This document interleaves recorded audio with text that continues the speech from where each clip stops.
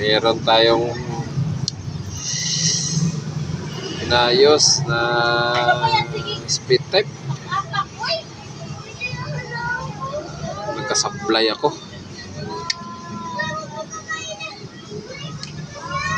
Kala ko doon si evaporator. Doon naman talaga, mahilig naman talaga sa evaporator. Hindi ko na double check. Pati din pala sa compressor. Hininang ko yung evaporator, halos ng pin ng evaporator. 2 araw lang daw eh. Nagtaka na ako, 2 araw lang.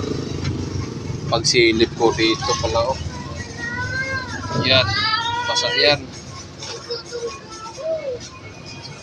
Pagkarga ko na ng preyon, nung kinargahan ko na ng preyon, sinilip ko yung likod, sabi ko na, mayroong traces na basa.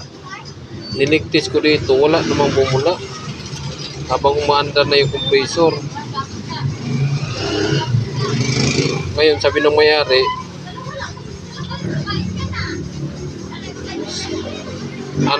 sabi niya, sana walang leak dyan. Kasi pinagawa na din to dati, pinalinis daw niya to. Cool down.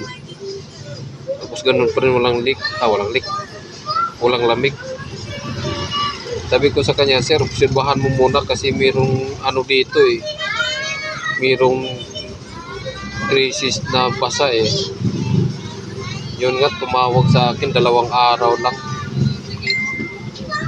Sabi ko, wala na tayo doon. Buksan na natin yung pinull out ko yung unit yun na. Nakita ko na yung lakas ng leak dito. Yan Ninang ko na yan.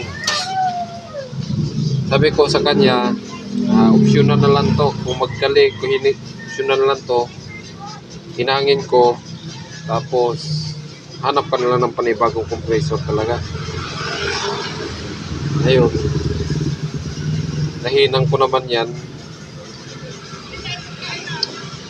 Ang problema niyan kung makasingil pa ba ako nito.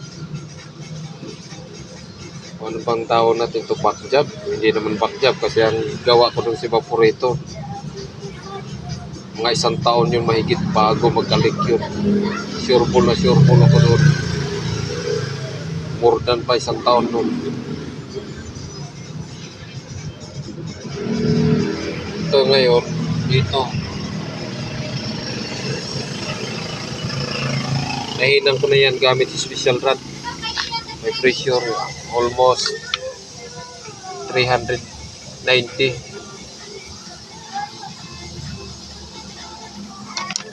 Yan.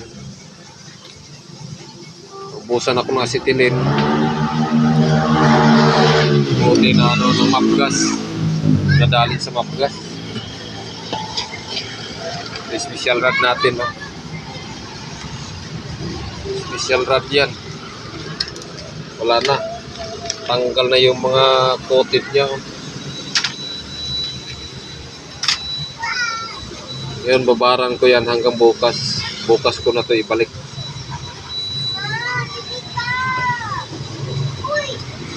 Ano sa tingin nyo? Backjob o another yan?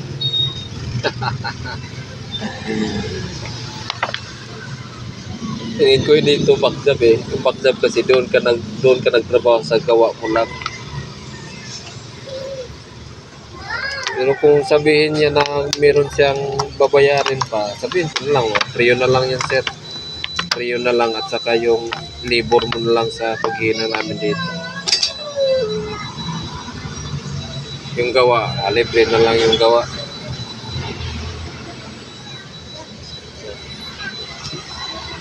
Pero kung sabihin niya na wala siya magsabi, may babayaran pa ba kami nito? Hindi na naman ako babayan.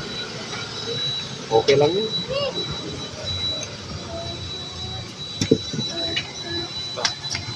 Inverter 1.5 tulin. Ayan, pipinturahan ko na lang yan. Babayad na lang ko sa pintura. Kano na lang yung bayad pintura, 100 na lang. 120 yung pintura niya. Ito guys, for the first time talaga nangyari. Hindi ko na double check yung compressor. Doon pala din, meron din palang leak. Ay.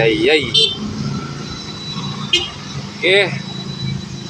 Babaran ko na yan. Hanggang bukas ko na ibalik to. Kopil pala ang ano to. Kopil. Si Kopil. Si Kopal.